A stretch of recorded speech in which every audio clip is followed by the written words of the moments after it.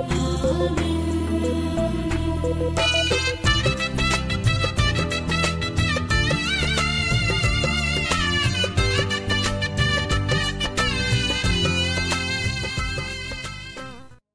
The lord.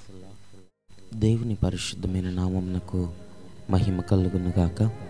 మన ప్రభువును మన రక్షకుడైన యేసుక్రీస్తు పరిశుద్ధ నామంలో ఈ ఉదయకాలం ఈ విధంగా దేవుని వాక్యమును వినుచున్న మీకందరికీ కూడా నా హృదయపూర్వకమైన వందనములు తెలియజేస్తున్నాను. ప్రియులారా, దేవుని యొక్క మహాకృప, దేవుని యొక్క అత్యున్నతమైనటువంటి ప్రేమ మనకు మరొక దినాన్ని అనుగ్రహించింది.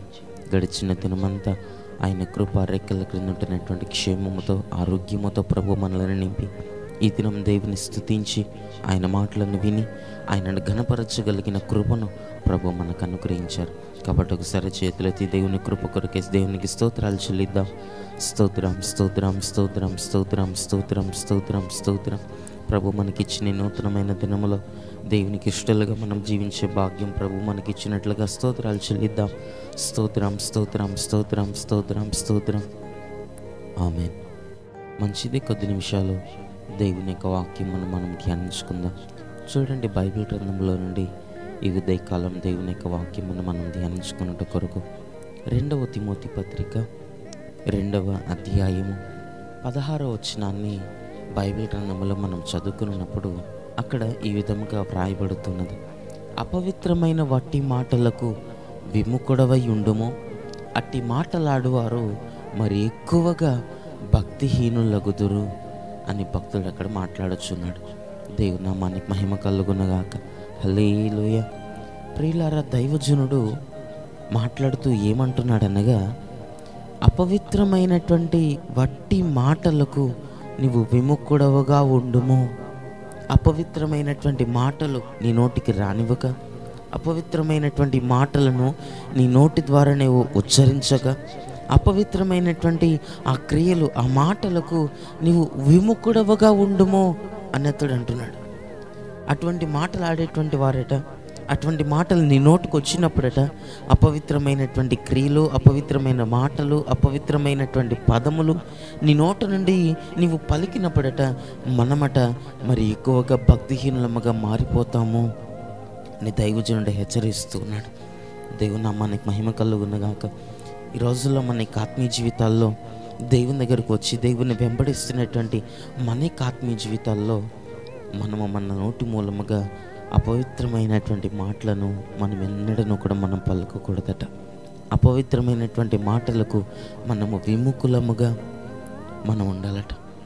దైవజనుడు అంటున్నాడు, బైబిల్ గ్రంథం అంటుంది కదా, అపవిత్రమైన వట్టి మాటలకు విముఖుడవుగా ఉండుము, వాటిని విడిచిపెట్టండి అని అంటున్నారు బైబిల్ గ్రంథంలో.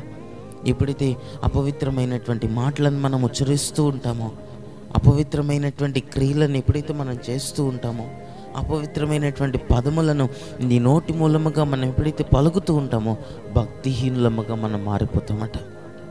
దేవునికి విరోధముగా, దేవునికి ఇష్టం లేని వారలముగా మనం జీవిస్తూ ఉంటాం. దేవునికి ఆయాసకరముగా, దేవుని దుఃఖపరిచేటువంటి వారలముగా మనం జీవించేటువంటి వారలముగా ఉంటాం. అందుకని బైబిల్ గ్రంథం అంటుంది, అపవిత్రమైన వట్టి మాటలకు మీరు విముఖులుగా ఉండండి అని బైబిల్ గ్రంథం ఈ ఉదయకాలం మనల్ని హెచ్చరిస్తుంది. రోజుల్లో అనేక మంది వారి యొక్క ఆత్మీయ జీవితాల్లో భక్తి చేయుచున్నారు, దేవుని దగ్గరకు వస్తూ ఉన్నారు, దేవుని వెంబడిస్తున్నట్లుగా కనిపిస్తున్నారు. వారి గృహాలకు వెళ్ళగానే, ఆ మందిరమును విడిచిపెట్టి బయటకు వెళ్ళగానే అపవిత్రమైనటువంటి మాటలు, అపవిత్రమైనటువంటి క్రియలు, అపవిత్రమైనటువంటి పదాలు వారి గృహాల్లో కానీ, వీధులలో కానీ, వారి యొక్క ఉద్యోగ స్థలములలో కానీ అపవిత్రమైనటువంటి మాటలను పలికేటువంటి వారులుగా ఈ రోజుల్లో అనేక మంది కనబడుతుంటారు. దేవుని దగ్గరకు వస్తున్న వాక్యం వింటున్నా ఇటువంటి వాక్యములు, ఇటువంటి హెచ్చరింపుతో, ఇటువంటి గద్దింపుతో కూడినటువంటి మాటలు ఎన్నో వింటున్నా వారి గృహాలకు వెళ్ళిన వెంటనే, వీధుల్లోనికి వెళ్ళిన వెంటనే అపవిత్రమైనటువంటి పదాలు, అపవిత్రమైన మాటలు, అపవిత్రమైన క్రియలు, ఇటువంటి అనుభవాలన్నీ కనబడటం మూలముగా ఈ రోజున అనేక మంది భక్తిహీనులుగా మారిపోతున్నారు. అనగా భక్తి తెలిసిన, వాక్యం తెలిసిన, భక్తి ఏ విధంగా చేయాలో తెలిసిన దేవుని దృష్టికి భక్తిహీనులుగా, దేవుని నామమును అవమానపరిచేవారులుగా, దేవుని నామమునకు ఘనత తేలైనటువంటి వారులుగా, దేవుని నామమును అవమానపరిచేటువంటి వారులుగా ఈ రోజున అనేక మంది భక్తి చేస్తున్నారు. కానీ ప్రియులారా, ఈ దినాల్లో, ఈ చివరి దినాల్లో దేవుని యొక్క వాక్యం మనల్ని హెచ్చరిస్తున్నది. అపవిత్రమైన మాటలు మన నోటికి మనం రానివ్వకూడదట. అపవిత్రమైనటువంటి క్రియలు మనము చేయకూడదట. అపవిత్రమైనటువంటి మాటలకు మనము విముఖులముగా ఉండాలట. వట్టి మాటలట, అపవిత్రమైన వట్టి మాటలు, అవి వ్యర్థమైనటువంటివట అని బైబిల్ గ్రంథంలో మనం చూస్తున్నాం. కాబట్టి ఉదయకాలం దేవుని వాక్యం విన్నటువంటి మనమందరమున కూడా దేవుని సన్నిధానంలో ఇక మీదటైన అపవిత్రమైన క్రియలు, అపవిత్రమైన మాటలు, అపవిత్రమైన పదాలకు వాటిని మనం పలకకుండా, వాటిని మనం వినకుండా, వాటికి మనము దూరముగా ఉన్నప్పుడు దేవునికి ఇష్టలుగా ఉండగలుగుతాం, దేవునికి కృతజ్ఞులంగా ఉండగలుగుతాం, దేవుని నిత్య రాజ్యంలో మనము నివాసం చేయగలుగుతాం. అట్టి కృప, అట్టి ధన్యత ప్రభు మనకు అనుగ్రహించి అపవిత్రమైన క్రియలన్నిటికీ మనము విముఖులముగా ఉండే భాగ్యమును ప్రభు మనకందరికీ అనుగ్రహించునుగాక. ఆమేన్. కళ్ళను మూసుకునండి, ప్రార్థన చేసుకుందాం. మహాపరిశుద్ధుడు, దయగలిగిన మా ప్రభు, నీకు స్తుతులు స్తోత్రములు చెల్లిస్తున్నాం.